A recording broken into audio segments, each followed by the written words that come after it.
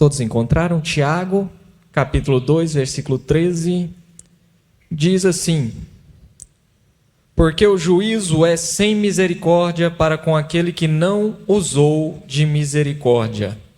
A misericórdia triunfa sobre o juízo. Amém? Glória a Deus. Se você quiser abrir sua Bíblia lá em Apocalipse, a gente vai trabalhar no capítulo 15 e capítulo 16. Esses são os lugares onde a gente vai estar trabalhando mais profundamente nessa noite. Se você quiser colocar lá nos capítulos 15 e 16 da sua Bíblia, deixa aberto aí, pertinho de você, para que a gente possa estar acessando os textos com facilidade. E aqui eu li com vocês um versículo na carta que Tiago escreve à igreja de forma geral, onde ele diz para nós que o juízo é sem misericórdia para quem não usou de misericórdia. Por que eu estou lendo esse versículo? Porque hoje a gente vai falar sobre as 7 taças do Apocalipse. E essas 7 taças remetem a essa ideia de um juízo que vem sem misericórdia. Um juízo final, um juízo definitivo, onde já não há mais oportunidade de arrependimento, de transformação. E é algo que às vezes a gente tem dificuldade de entender, né, irmão Edson? Comentei isso aqui com o irmão Edson antes do início do culto, que muitas pessoas têm dificuldade, especialmente com o livro de Apocalipse, porque ele remete a essa ideia de que vai chegar um fim, que vai chegar um momento onde Deus já não vai ser mais esse Deus salvador, ou pelo menos aparentemente não será mais esse Deus salvador, esse Deus amoroso, mas é um Deus de juízo, um Deus que traz condenação sobre as pessoas. E eu achei muito bom esse versículo aqui de Tiago, que ele resume essa ideia. E ele traz para nós: o juízo é sem misericórdia para aquele que não usou de misericórdia. Não é sem motivo. O juízo sem misericórdia, ele não é sem motivo. O irmão Joderson iniciou o culto aqui lendo para nós lá em Mateus 24, onde fala da volta de Jesus. E aí Jesus traz um exemplo dizendo que a volta dele vai ser como nos dias de Noé, onde as pessoas viviam da forma que queriam e faziam tudo conforme achavam que era o melhor para cada um. E o Senhor não achou um justo naquela época de Noé, a não ser Noé. O Senhor não achou ninguém que fosse justo naquele tempo. E o Senhor exerceu um juízo sem misericórdia na geração de Noé. Não houve misericórdia. Não houve salvação, a não ser para Noé. E aqui não é diferente.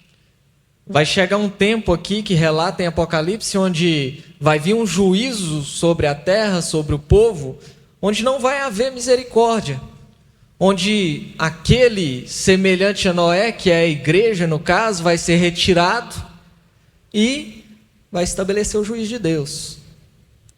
E é tão interessante a comparação que faz ali em Mateus, onde ele diz que as pessoas estavam desapercebidas, casando, trabalhando e vivendo suas vidas, e não perceberam, a não ser na hora que começou a chover e Deus fechou a porta da arca. Mas se você for pensar, meu irmão, Noé levou anos construindo aquela arca e anunciando que o juízo de Deus viria. Não foi de um dia para o outro. A arca não se materializou. Foram anos. Noé advertindo aquela geração: vai vir o juízo de Deus, o Senhor vai enviar o dilúvio, eu estou construindo uma arca que Ele mandou construir para que se salve quem estiver nela. mas não deram ouvidos a Noé. E aí foi como se fosse de repente, de uma vez. Num piscar de olhos a chuva veio. Num piscar de olhos a porta da arca foi fechada. E aquela geração se perdeu. Percebe, irmão? Não foi sem aviso. Não foi sem um clamor antes. Não foi. Fica parecendo que foi de uma vez para outra, apenas para aqueles que se perderam, aqueles que não deram ouvidos. Para eles pareceu que foi uma surpresa, mas vinha sendo falado. Você está aí com o Apocalipse aberto? Capítulo 15. Vamos lendo e conversando a respeito. Capítulo 15 inicia assim. Eu vou ler na NVT, que é uma tradução mais fácil da gente entender, só para a gente não gastar tempo explicando o significado das palavras. Tá? O sentido do texto é o mesmo, mas as palavras são mais acessíveis. E começa assim. Vi no céu outro sinal grande e maravilhoso. 7 anjos seguravam as últimas 7 pragas que completariam a fúria de Deus. Vi diante de mim algo semelhante a um mar de vidro misturado com fogo. Nele estavam em pé todos os que haviam vencido a besta, sua estátua e o número que representa o seu nome. Todos seguravam harpas que Deus lhes tinha dado e entoavam o cântico de Moisés, servo de Deus, o cântico do Cordeiro. Grandes e maravilhosas são as tuas obras, ó Senhor Deus, o Todo-Poderoso. Justos e verdadeiros são os teus caminhos, ó Rei das nações. Quem não te temerá, Senhor? Quem não glorificará o teu nome? Pois só tu és santo. Todas as nações virão e adorarão diante de ti, pois os teus feitos de justiça foram revelados. Aleluia! Glória a Deus. E essa era a canção daqueles que venceram, mesmo no meio da grande tribulação, mesmo em meio a todo aquele tormento, a todo aquele sofrimento que vem sendo exposto para nós nas últimas pregações a respeito do tema. E essas pessoas aqui que venceram essas coisas, que não se dobraram à besta, que não foram enganados pelo falso profeta, eles vêm e entoam esse cântico. Grandes e maravilhosas são as tuas obras, ó Senhor, o Todo-Poderoso Deus. Justos e verdadeiros são os teus caminhos, ó Rei das nações. Quem não te temerá, Senhor? Quem não glorificará o teu nome? Pois só tu és santo. Todas as nações virão e adorarão diante de ti, pois os teus feitos de justiça foram revelados. E esse é o coração daquele que teme a Deus, é o coração daquele que se dobra diante de Deus e reconhece que Deus é o Senhor. É o coração quebrantado, é aquele coração a quem Deus procura.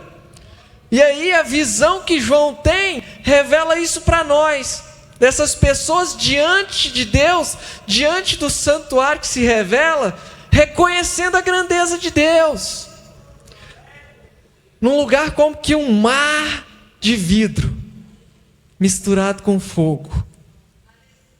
Já imaginou um mar tão quieto, tão parado, que parece uma lâmina de vidro? E aí contrasta com aquele mar revolto de onde a besta se levanta. Aquele lugar de tribulação, de dificuldade, de dor, onde é aquele mar cheio de ondas nervosas. Não, aqui é um mar de vidro, a água parada, onde você só vê o reflexo, e com aquele fogo que purifica. E aí essa porção aqui da igreja estava lá nesse lugar, num lugar de paz, num lugar onde a santidade de Deus reinava. E esse povo reconhecia a glória de Deus e glorificava o Senhor. E o coração piedoso deles, esse coração temoroso, dizia: quem não vai temer o Senhor? Quem não vai glorificar o Senhor? Todas as nações vão vir, vão glorificar. Todos os povos vão vir, vão glorificar, porque Deus é maravilhoso. E esse era o coração deles. E eu vou continuar lendo aqui, eu quero que você fique com isso em mente, como é que era o coração de quem se dobra diante de Deus, como é que é um coração quebrantado. Porque vai contrastar muito com o que a gente vai ver daqui para frente. Continuando lá no versículo 5. Então, olhei e vi que se abriu o templo no céu, o tabernáculo da aliança. Os 7 anjos que seguravam as 7 pragas saíram do templo. Vestiam um linho branco, sem mancha alguma, com uma faixa de ouro sobre o peito.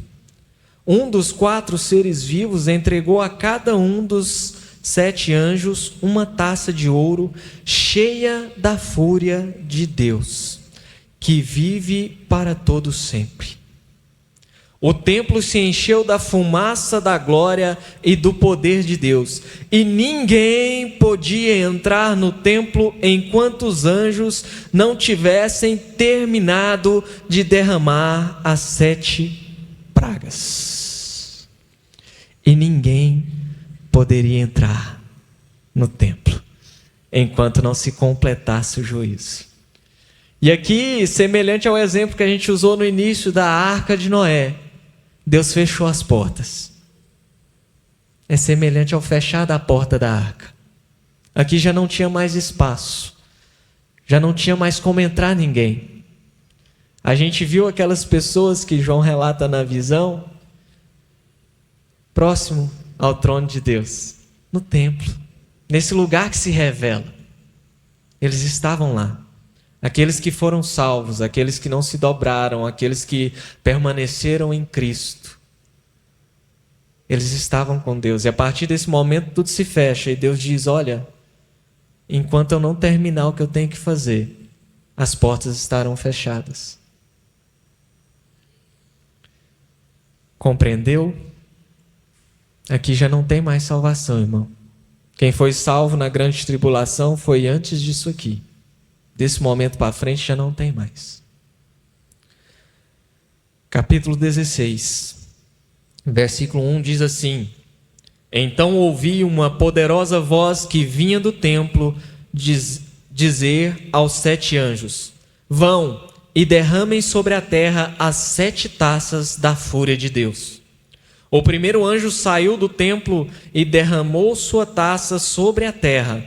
E se abriram feridas horríveis e malignas naqueles que tinham a marca da besta e adoraram a sua estátua. Amém. Então aqui o juízo já começa deixando bem claro sobre quem está caindo esse juízo. É sobre todos aqueles que tinham a marca da besta, todos aqueles que adoravam a sua estátua, aqueles que fizeram uma escolha, que não quiseram resistir, que já tinham compreensão de tudo que estava acontecendo. Deus já havia se revelado, a igreja visível já tinha sido arrebatada, né? E aqui conscientemente essas pessoas se dobraram e permaneceram, escolheram o governo da besta sobre eles. Continuando no versículo 3: o segundo anjo derramou a sua taça sobre o mar, que se transformou em sangue como de um cadáver, e morreram todas as criaturas do mar. O terceiro anjo derramou sua taça sobre os rios e as fontes, que se transformaram em sangue. E ouvi o anjo que tinha autoridade sobre a água dizer: tu és justo, ó santo, que és e que eras, pois enviaste teus julgamentos. porque eles derramaram o sangue de teu povo santo e de teus profetas. Tu lhes deste sangue para beber, é sua justa retribuição. E ouvi uma voz que vinha do altar dizer: sim, Senhor Deus Todo-Poderoso, teus julgamentos são verdadeiros e justos. Eu quero só apontar para vocês o contraste com as trombetas que vieram antes, onde 1/3 do oceano, 1/3 das águas foi contaminada. Aqui já não há mais divisão. Diz simplesmente que o mar se transformou em sangue, que os rios se transformaram em sangue. Todo, na totalidade, que já não tinha mais onde procurar. E o anjo que tinha autoridade sobre as águas diz: é justo o que Deus fez. É justo. Eles estão recebendo a retribuição, porque eles derramaram o sangue do povo de Deus, de um povo inocente. É justo o que está acontecendo. Aleluia. Glória a Deus. Continuando, versículo 8. O quarto anjo derramou sua taça sobre o sol, que com seu fogo fez queimar as pessoas. Todos foram queimados pelo intenso calor e blasfemaram contra o nome de Deus, que tinha o controle sobre essas pragas, e não se arrependeram nem deram glória a Deus. O quinto anjo derramou sua taça sobre o trono da besta, e o seu reino foi lançado na escuridão. Angustiados, seus súditos rangiram os dentes, e por causa de suas dores e feridas, blasfemavam contra o Deus do céu, e não se arrependeram de seus atos perversos. O sexto anjo derramou sua taça sobre o grande rio Eufrates, e ele secou, abrindo caminho para os reis que vêm do Oriente. Então vi saltarem da boca do dragão, da boca da besta e da boca do falso profeta 3 espíritos impuros semelhantes a sapos. São espíritos demoníacos que realizam sinais e vão aos governantes da terra a fim de reuni-los para a batalha contra o Senhor, no grande dia de Deus, o Todo-Poderoso. Eu virei inesperadamente como ladrão. Feliz é aquele que me espera alerta e mantém puras as suas vestes, para que não precise andar nu e envergonhado. E os espíritos reuniram todos os governantes e seus exércitos no lugar, em hebraico se chama Armagedon. O sétimo anjo derramou a sua taça no ar, e do trono do templo veio um forte grito: está terminado. Então houve relâmpagos, estrondos e trovões, e um forte terremoto, o mais violento desde a criação da humanidade. A grande cidade, Babilônia, se dividiu em 3 partes, e as cidades de muitas nações tombaram. Deus se lembrou de todos os pecados da Babilônia e a fez beber o cálice cheio de vinho de sua furiosa ira. Todas as ilhas desapareceram, e todos os montes foram arrasados. Houve uma forte tempestade de granizo, com pedras que pesavam até 30 quilos, caindo do céu sobre as pessoas, e elas blasfemaram contra Deus por causa da terrível praga de granizo. Amém? E essas são as 7 taças. Sabe, irmãos, dos versículos 5 ao 7, eu até fiz uma pausa aqui na leitura e frisei, ela vem dizer que o juízo de Deus ele é um juízo justo, não é um juízo temerário. Não é uma fulminação, um castigo sem motivação, sem um porquê. Houve motivação. Houve um porquê dessas coisas acontecerem. E não é simplesmente porque eles escolheram adorar a besta, né? Não é simplesmente, eles não quiseram adorar a Deus e foram adorar a besta, e Deus ficou enciumado e Deus decidiu fulminar essas pessoas, fazer eles sofrerem bastante, porque eles simplesmente não quiseram adorar a Deus. Às vezes você pode ser tentado a resumir demais dessa forma, a simplificar demais dessa forma. E a gente não pode simplificar essas coisas. Não é simples assim. É complexo. Eles não quiseram adorar a Deus e preferiram adorar a besta por motivos entranhados em seus corações. Eles tinham questões relacionadas à sua índole, às suas motivações. Não simplesmente motivações de adorar a um Deus ou a outra coisa, mas motivações a respeito do que eles preferiam para a sua vida. E adorar esse Deus dos céus, esse Deus da Bíblia, para eles não era interessante, porque caberia a eles ter que mudar atitudes de suas vidas, mudar coisas que eles gostavam de fazer. Exige transformação, exige mudança de caráter. A gente vem pregando isso daqui a vida inteira, que viver com Deus exige uma transformação de caráter. Quando a gente diz que o velho homem já não existe mais e nasceu um novo homem, a gente está dizendo isso, que o caráter do homem antigo morreu e nasce um novo caráter. É uma nova forma de viver. E não existe evangelho verdadeiro sem essa transformação. Não existe. E a gente não pode deixar as pessoas se enganarem também para justificar não virem para Deus dizendo: não, eu estou me esforçando para me transformar, é porque eu gosto demais de fazer algumas coisas que a Bíblia condena, então eu quero melhorar um pouco para poder vir para Deus. Não é isso que a gente prega o contrário. A gente prega que sem Deus a gente não consegue abandonar nada da nossa vida anterior. Sem Deus a gente não consegue abandonar. A gente não precisa abandonar aquelas coisas para vir para Deus. A gente tem que vir para Deus, e Deus nos mostrará aquilo que a gente precisa transformar na nossa vida. A transformação não é o que nos coloca na presença de Deus. É o contrário. A nossa transformação comprova que estamos na presença de Deus.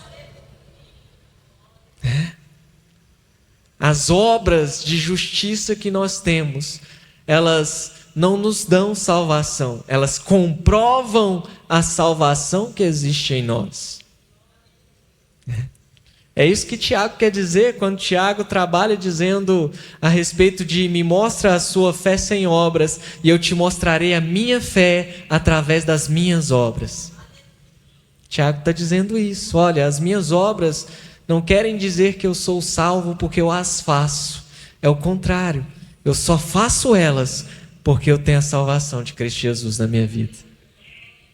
Então se trata disso, meu amado. Quando a pessoa nesse momento aqui escolhe ou adorar a Deus ou adorar a besta, é uma decisão de índole, de caráter. Ou você quer ser transformado ou não. Não é uma coisa tão simples como às vezes a gente resume: a pessoa não quis passar pelo sofrimento de confessar a Deus naquele tempo ali. Não, é pior, é o mesmo que tem hoje. É o mesmo que tem hoje.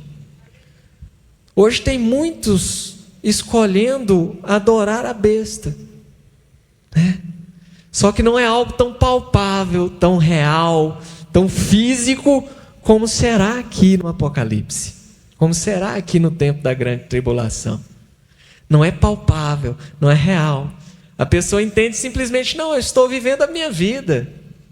Eu estou vivendo a liberdade que eu tenho de fazer as coisas que eu quero, porque o importante é ser feliz. Se isso te faz feliz, então você pode fazer, você deve fazer, porque o importante é ser feliz. Não é isso que a gente tem ouvido? E às vezes até nos púlpitos a gente escuta isso. Não, o importante é você ser feliz. Se te faz feliz, como é que esse Deus que é amor não pode gostar disso? Como é que esse Deus que é amor não pode aprovar? Te faz feliz. Não se trata do que te faz feliz. Se trata do que Deus exige de cada um de nós. Deus exige uma renúncia de cada um de nós. Não se engane. Não engane o seu coração pensando que só você tem que renunciar a alguma coisa. Todas as pessoas que já confessaram a Cristo algum dia, ou todos aqueles que virão a confessar, precisarão renunciar a algo. Se a pessoa não precisasse renunciar a nada, ela seria arrebatada, como Elias foi, como Enoque foi. Seria arrebatado. Não, você é perfeito, vem morar comigo. Então, tem que ter renúncia. Um evangelho verdadeiro trata de renúncia. E eu quero falar com vocês sobre o que está também nos versos 9, 11 e 35. Verso 9, a parte B dele diz: blasfemaram contra o nome de Deus que tinha o controle dessas pragas e não se arrependeram nem deram glória a Deus. Verso 11, parte B: blasfemaram contra o Deus do céu e não se arrependeram de seus atos perversos. E aí ele finaliza: e elas blasfemaram, versículo 21. E elas blasfemaram contra Deus por causa da terrível praga de granizo. E então, nesse tempo aqui, desse juízo sem misericórdia, esse juízo vem sobre um povo blasfemo, sobre um povo mau, de coração mau, de índole má, e um povo que não se arrepende, não se arrependeu. Não se arrependeu. Meu irmão, arrependimento é algo que vem junto com o evangelho.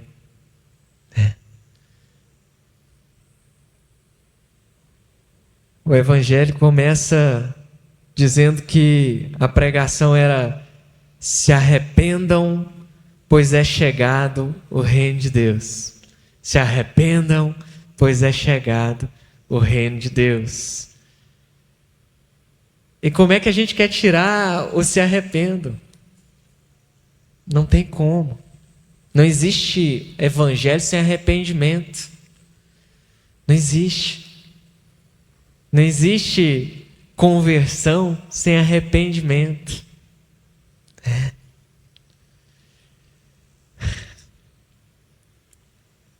Arrependimento não é remorso. Às vezes a pessoa sente remorso por algo que faz. A pessoa sente um remorso terrível. Eu fiz uma coisa que deu um resultado muito ruim, e foi tudo ruim, e o resultado não prestou, e agora está tudo difícil para mim. E, nossa, eu não devia ter feito porque ficou complicado agora. E isso é remorso. Isso é remorso.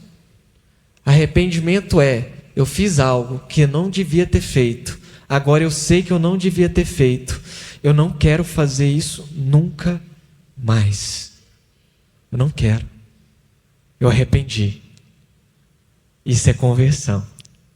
Isso é conversão.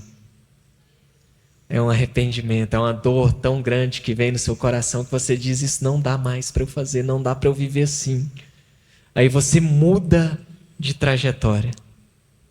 Você muda, Remorso não, você tangencia.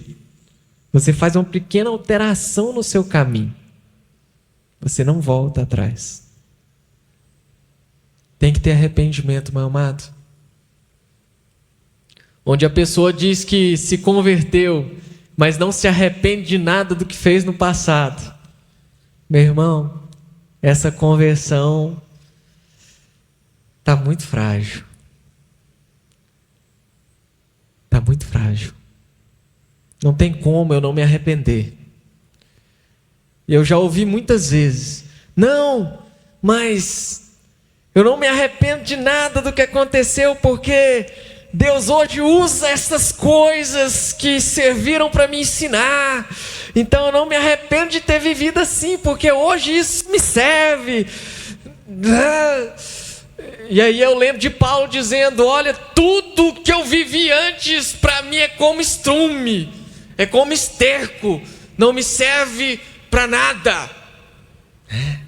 Eu lembro de Paulo falando isso. E às vezes a pessoa quer justificar a falta de arrependimento dizendo: não, aquilo ali foi bom, tudo de errado que eu fiz foi bom, porque hoje eu tenho exemplos para contar, eu tenho histórias. Não, irmão, é tudo podridão, é tudo lixo, não serve para nada. Deus não precisava dessas coisas para te ensinar, Deus não precisava dessas coisas para te moldar. Muito pelo contrário, isso daí te atrasou, segurou sua vida, te atrapalha, te dá amarras até hoje. São pedras de tropeço no seu caminho, são feridas que às vezes ainda estão abertas e precisam ser curadas. A gente tem que arrepender, sim. Quem prega um evangelho onde você aceita Cristo e não tem que se arrepender, está pregando um evangelho que não é a palavra de Deus. Esse povo aqui sofreu um juízo sem a misericórdia de Deus, porque era um povo que não se arrependia. E Deus já sabe de todas as coisas. Então quando Deus vem e diz: olha, ninguém vai entrar no templo enquanto não terminar as pragas, Deus não está condenando aquelas pessoas sem motivos. Deus é onisciente, Ele sabe de todas as coisas. Deus está fora do tempo, Ele conhece o futuro. Então Ele conhecia o coração de cada uma dessas pessoas que sobraram. Ele sabia que aqui não ia haver arrependimento mais. Por isso que Ele fecha as portas. Porque Ele diz: olha, não existe mais lugar. E mesmo depois de tudo, a gente vê, eles não reconhecem. Eles se reúnem para lutar contra Deus. Então toma muito cuidado com a falta de arrependimento. Toma muito cuidado com pensar que não precisa transformar a sua vida. Toma muito cuidado em pensar que você pode viver como você vivia antes de Cristo e depois de Cristo. É uma separação, é uma divisão. Quando a gente fala aquilo, que eu citei aqui de o velho homem morreu, a gente é uma nova criatura, não é uma ideia vaga, não é apenas filosofando, é algo que precisa ser real. Real. Aquela pessoa não pode existir mais. Se ela ainda viver, Cristo não vive em mim. Aquele André que existia antes daquele dia em que eu aceitei Cristo como meu Salvador, ele não pode existir mais. Se ele ainda existir, Cristo não habita em mim.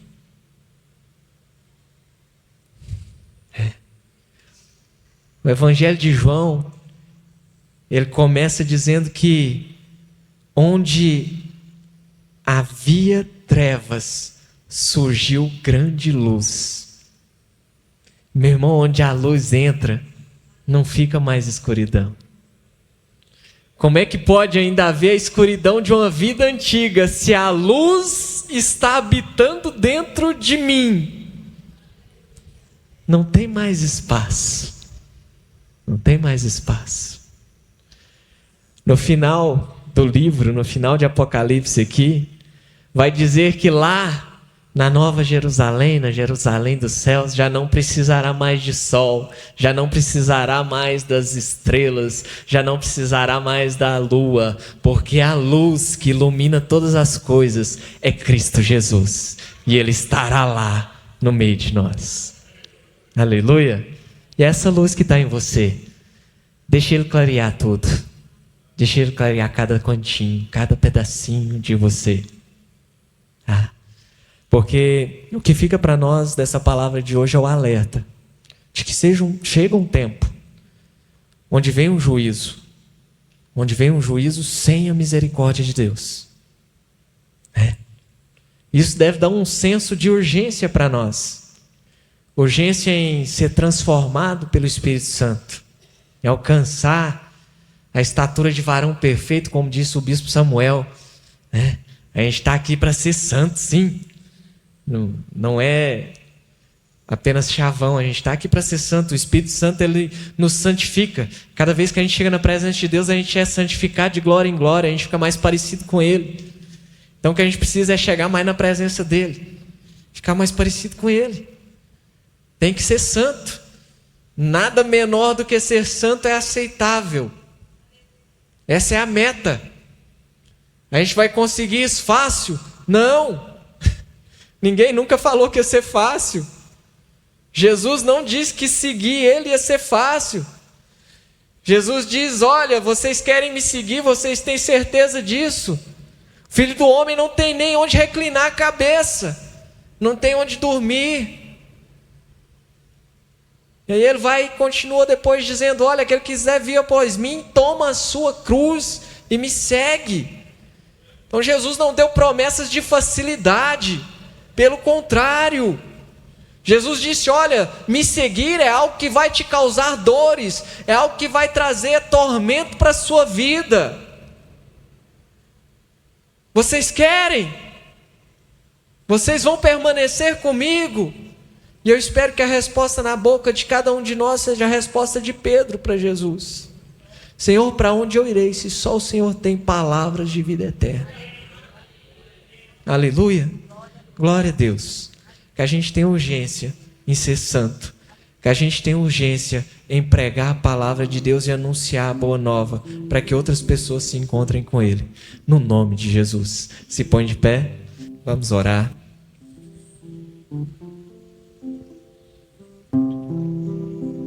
Senhor Jesus, eu te agradeço, meu Pai, por esse momento. Eu te agradeço pela Tua palavra, Senhor Deus, que nos alcança a cada dia e que nos transforma, Senhor Deus. Essa palavra, Senhor Deus, que nos renova, que nos motiva, Senhor Deus, a permanecer fiéis a Ti, meu Pai, porque o Senhor é quem cuida de nós, Pai. Vem, Senhor, sempre sobre nós com a Tua mão forte, com o Teu poder, e nos corrige, pois é a Tua palavra, Senhor Deus, é a Tua mão que nos corrige. E é a correção do Senhor que nos faz entender que somos filhos amados, Pai. Santo, santo é o Senhor.